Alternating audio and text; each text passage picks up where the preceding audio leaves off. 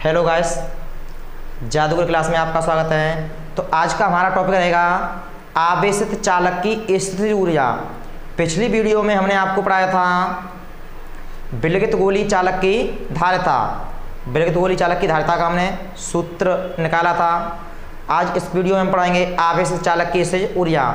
उससे पहले थोड़ी मोटिवेशन देते हैं। जैसे बहुत से बाबा लोग आते हैं तो क्या करते हैं, बच्चे अपना हाथ दिखाते हैं कि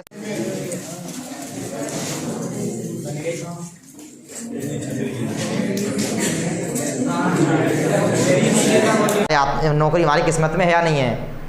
तो हम उन बच्चों से कहना चाहते हैं कि मत कर विश्वास इन हाथों की लकीरों पर, कि मत कर विश्वास इन हाथों की लकीरों पर, क्योंकि किस्मत तो उनकी भी हुआ करती है जिनके हाथ नहीं हुआ करते।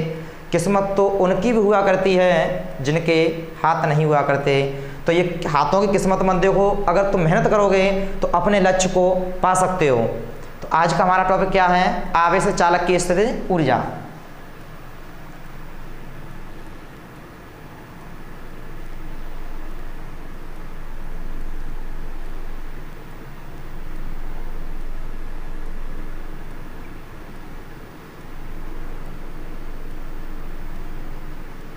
स्थितिज ऊर्जा इंग्लिश में बोलते हैं इसे potential energy of A charged conductor.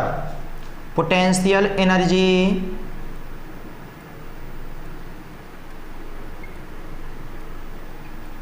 Of A charged conductor. आवेशित चालक की स्थितिज ऊर्जा क्या होती है? जब हम किसी चालक को आवेशित करते हैं, क्या करते हैं, आवेशित, ये चालक है, अगर हम इस चालक को आवेशित करेंगे तो आवेशित करने में क्या करना पड़ेगा, कार्य करना पड़ेगा।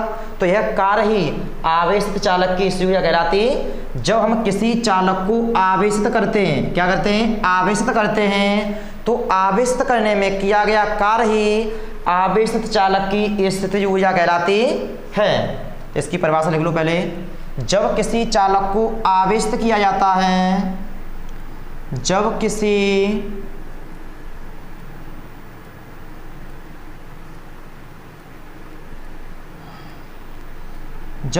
चालक को आवेशित किया जाता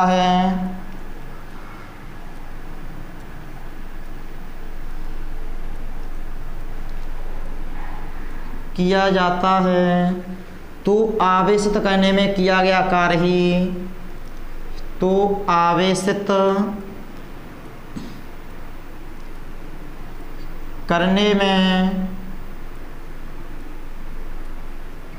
किया गया कार्य ही आवेशित चालक की स्थितिज ऊर्जा कहलाती है। आवेशित चालक की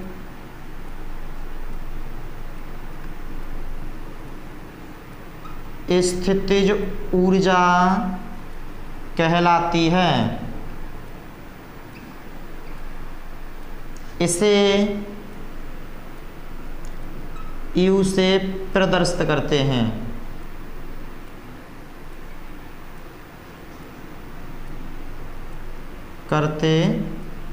अब इसके सूत्र का निरूपण करेंगे। तो हमने पीछे ये पढ़ाया था कि यदि हम किसी चालक को आवेश देते हैं तो उसके विभव में क्या हो जाती है, वृद्धि हो जाती है। यदि हमने इस चालक को आवेश नहीं दिया था तो उसका विभव कितना था, शून्य। और जब हमने इस चालक को Q आवेश दिया, कितना दे दिया, Q आवेश दे दिया, तो उसका विभव कितना हो जाता है, वो भी।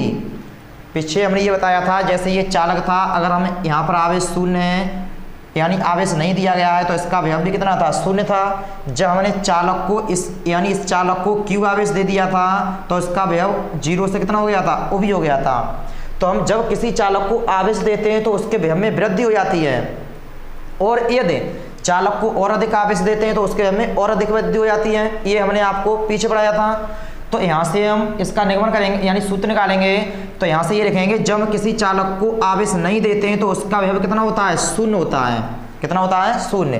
और जब हम किसी चालक को Q आवेश देते हैं तो उसका विभव कितना हो जाता है, शून्य से बढ़कर उभी, शून्य से बढ़कर कितना हो जाता है, उभी। यदि हम इसका औसत विभव निकालें तो औसत विभव कितना हो जाएगा, औसत विभव पहले कितना था, शून्य, उसके बाद में कितना हो जाएगा, उभी। तो औसत यानी दो संख्या है तो इसका क्या देंगे, भाग देंगे। औसत का मतलब होता है समांतर माध्य वगैरह, ये आपने 10th में पढ़े होंगे मैथ में।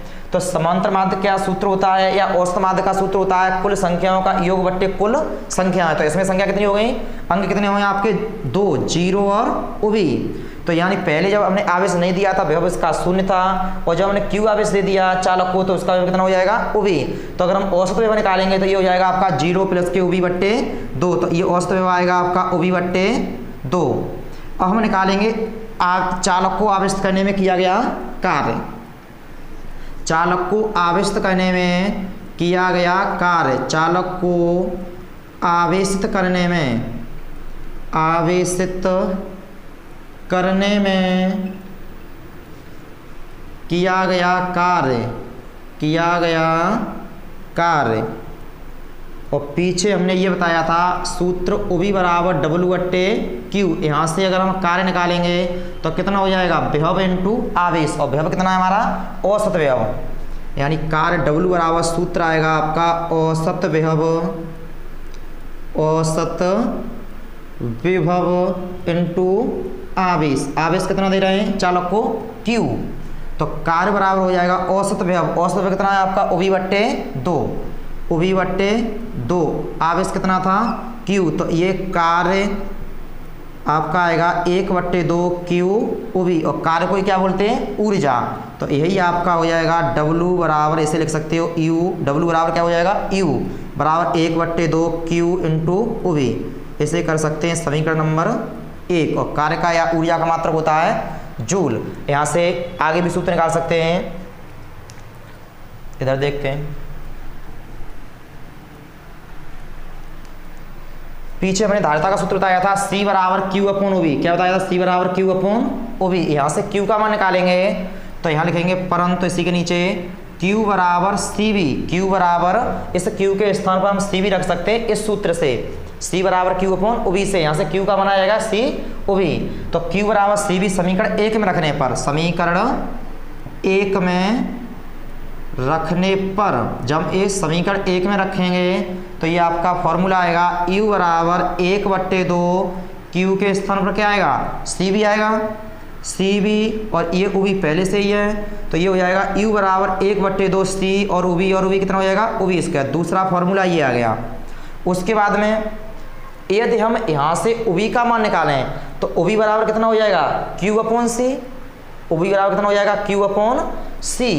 तो यहाँ से यहाँ फिर लिख दोगे परंतु उभी बराबर Q अपॉन C, उसी में रखेंगे समीकरण 1 में, उभी बराबर Q अपॉन C समीकरण 1 में रखने पर, 1 में रखने पर। तो ये फॉर्मूला आएगा आपका U बराबर 1 बट्टे 2 Q इंटू उभी के स्थान पर रखा जाएगा Q अपॉन C। ये आ जाएगा U बराबर 1 बट्टे 2 Q, और Q क्या हो जाएगा, Q स्क्वायर हो जाएगा, और नीचे कितना है C। या कर सकते हो इसे Q अपॉन 2C।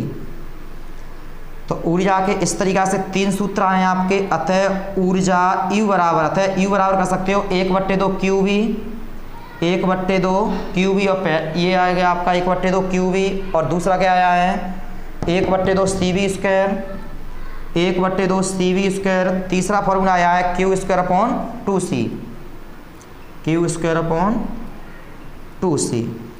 ये फॉर्मूला अच्छी तरीक़ा से याद कर लेना, क्योंकि नेक्स्ट वीडियो में आवेशों का पुनर्वितरण होगा तो ये सूत्र यूज होंगे।